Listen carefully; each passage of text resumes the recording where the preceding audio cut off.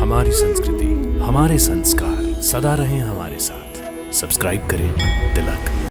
अब यह अयोध्या आपकी है।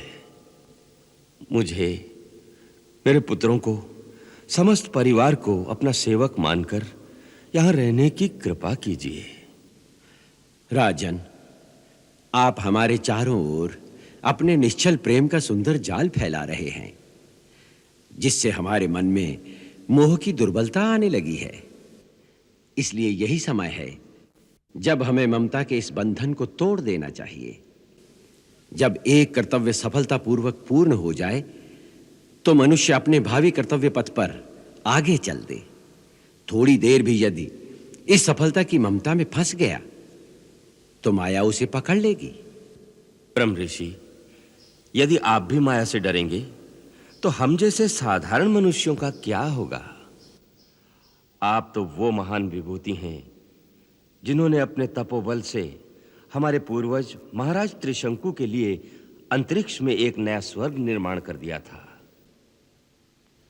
हमारी महत्ता का बखान तो तुम कर रहे हो राजन, परंतु हमारे पतन के वो क्षण याद नहीं रहे जब मैनिका की आसक्ति के मोह जाल में फंसाकर इंद्र ने हमारे तपोबल को भी क्षीण कर दिया था। मेरी कहानी बड़ी शिक्षाप्रद है राजन।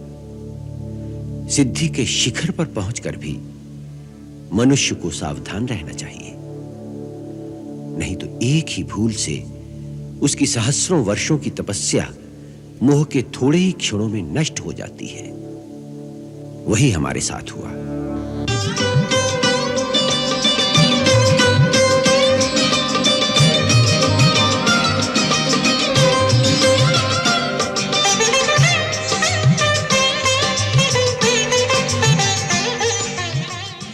जब मैनिका इंद्र की आज्ञा से हमें भरमाने पृथ्वीलोक पर आई, उस समय हम अपने तपोबल के तेज से दिव्यमान होकर पूर्ण सिद्ध हो चुके थे।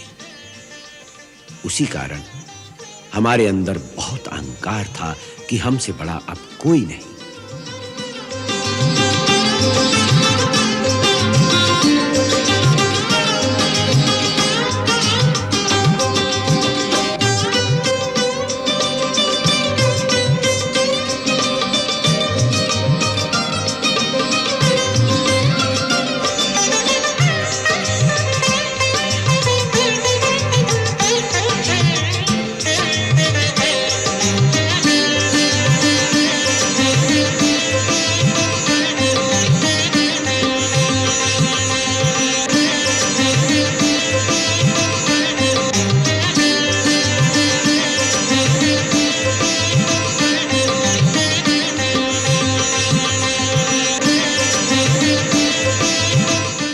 इतने बड़े अहंकार को एक स्त्री के झूठे हाव भाव ने कुछ ही समय में चूर चूर कर दिया।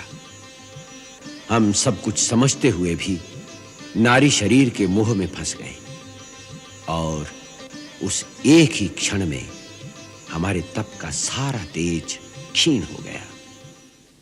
माया बड़ी ठगनी है राजन। वो कई रूपों में मनुष्य को फंसा लेती है।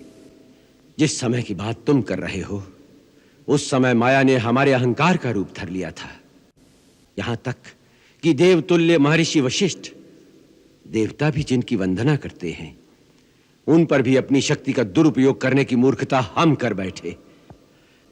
परंतु इन क्षमा मूर्ति की अनुकंपा और दया से ही हम उस माया जाल से बच निकले।